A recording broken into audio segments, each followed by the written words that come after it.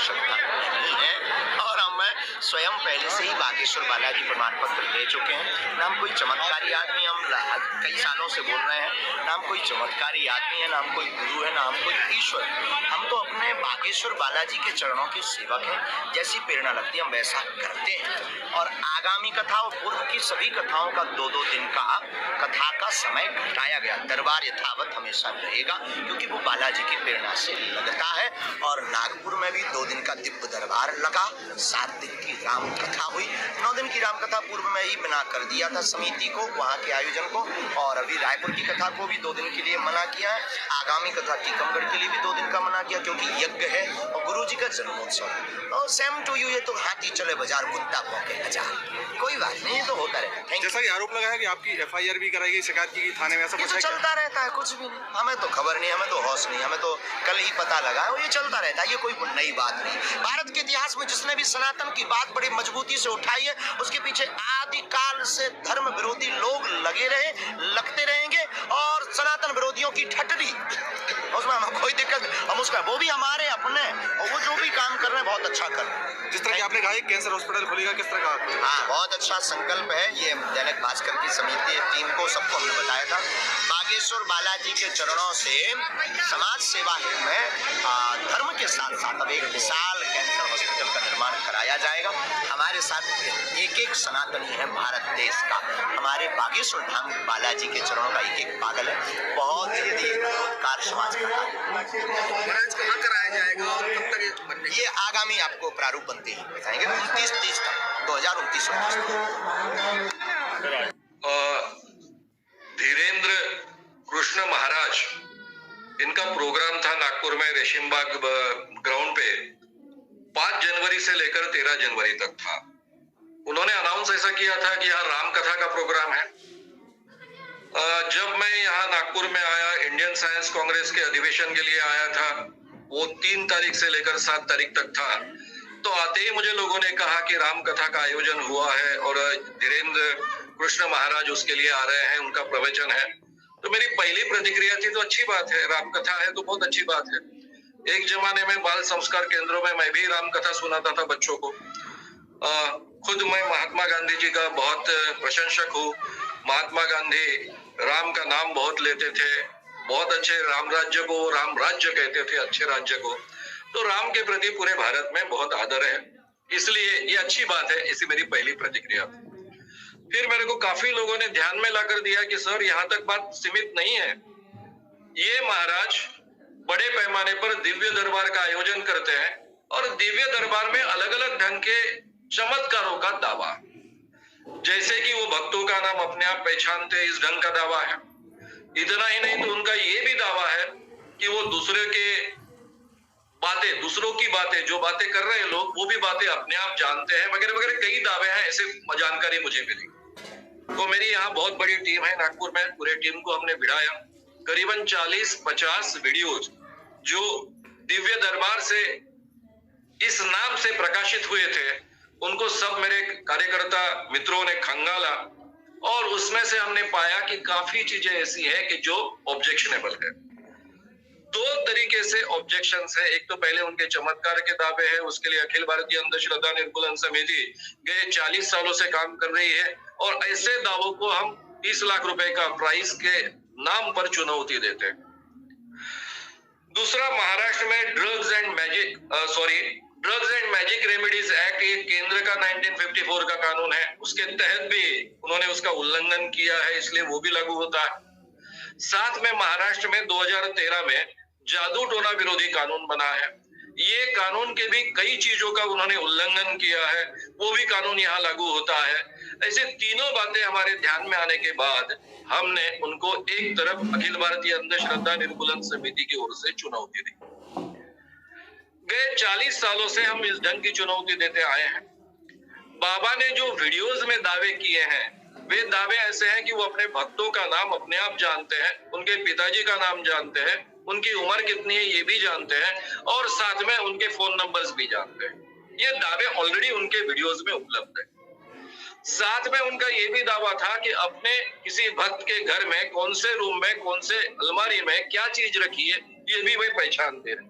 ये दोनों जो चीजें थी, दोनों जो दावे थे, ये दावों को ध्यान में लेकर मैंने खास कर अखिल भारतीय अंधश्रद्धा निर्मूलन समिति की ओर से एक चुनौती का रवैया हमने अख्तियार करने का तय किया, चुनौती देने का।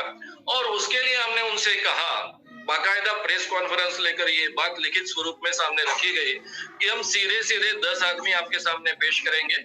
उनकी जानकारी पहले से सीलबंद लिफाफों पे बंद होगी और वो एक पंच कमेटी जो तटस्थ होगी, वो आपकी भी नहीं होगी, हमारी भी नहीं होगी, और नागपुर के बहुत प्रतिष्ठित नागरिक होंगे और उनके सामने और पूरे पत्रकारों के सामने ये चुनौती का आयोजन किया जाएगा।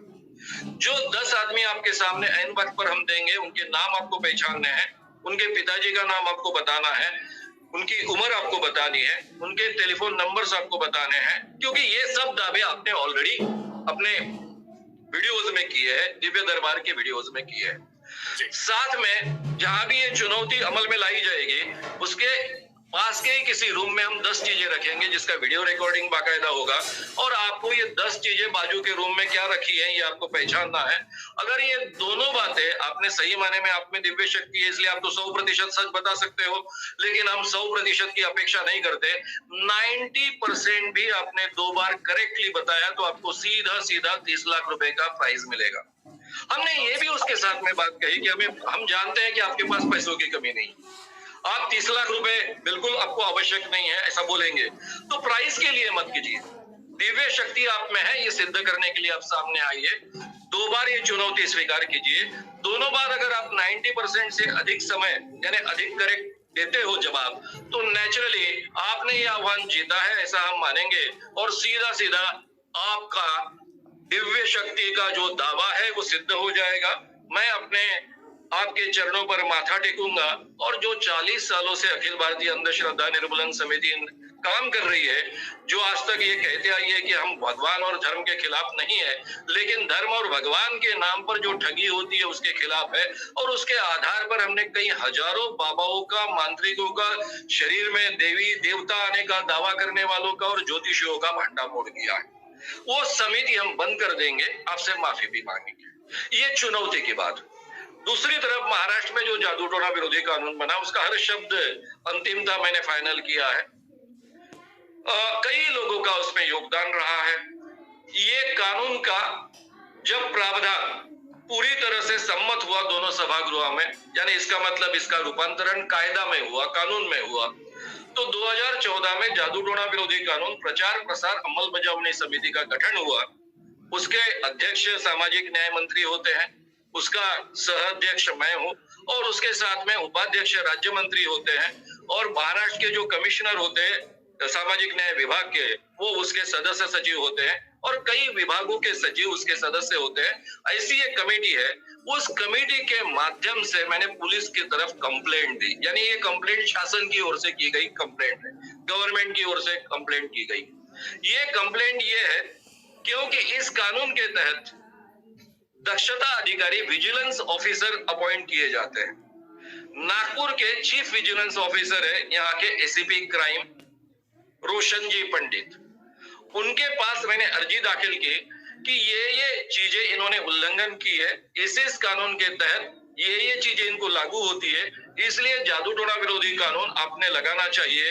ये बहुत ही कड़ा कानून है, कॉग्निजेबल है, नॉन बेलेबल है, और इसमें जो पनिशमेंट का प्रावधान है वो सीधा 6 माह कारावास से लेकर 7 साल के कारावास की सजा हो सकती है, प्लस यानी और नहीं है, प्लस 5,000 से 50,000 रुपए का दंड हो सकता है। और ये सभी प्रूफ्स के साथ दिया कि ये अमुक वीडियो के हेडिंग के वीडियो में, इतने समय के वीडियो में, अमुक मिनट पर ये चीज उन्होंने उल्लंघन की है, ये चीज का उल्लंघन किया है, या कानून लागू होता है। उसके साथ में मैंने सीपी से बात की, नागपुर के जो पुलिस आयुक्त है उनके साथ में बातचीत की।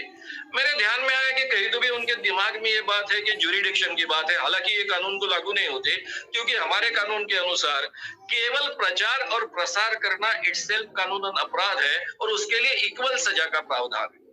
लेकिन ऑलरेडी 8 और 7 और 8 तारीख को दिव्य दरबार का आयोजन नागपुर के रेशिमबाग ग्राउंड में हुआ था।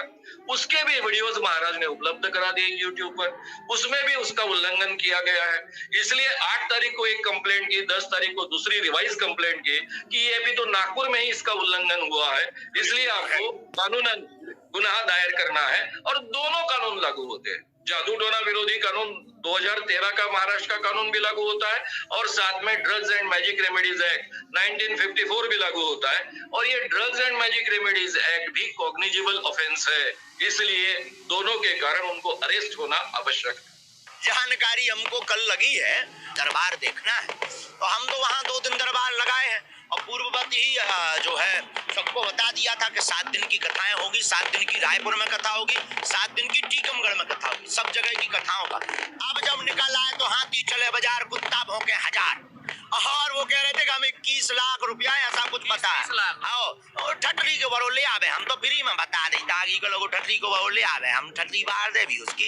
ये तो चलता ही रहता है। ये धर्म विरोधी लोग हैं, जो धर्म विरोधी होते हैं। हम 7 दिन वहां झंडा गाड़ने, तब उनको बाप मर गए, तब नहीं उन्हें हम ध्यान आए। अब अबे भी दरबार लग रहा, बागेश्वर धाम पे लगेगा, रायपुर में लगेगा और पूरे भारत में लग रहा है। और हमको किसी प्रमाण पत्र की आवश्यकता नहीं है, क्योंकि हम प्रमाण पत्र लेने के चक्कर में नहीं है। ना हम कोई दावा करते, ना हमारे पास कोई सिद्धि है, ना चमत्कार। हनुमान जी के हम सेवक हैं, और किसी को बनना हो तो वेलकम। और जितने 30 लाख वो हम पे खर्चा कर रहे, गरीब बेटियों के विवाह में लगावे, और एक बार वो देख लेंगे तो वो खुद हमारे सेवकदार बन। तुम चांद से प्यारे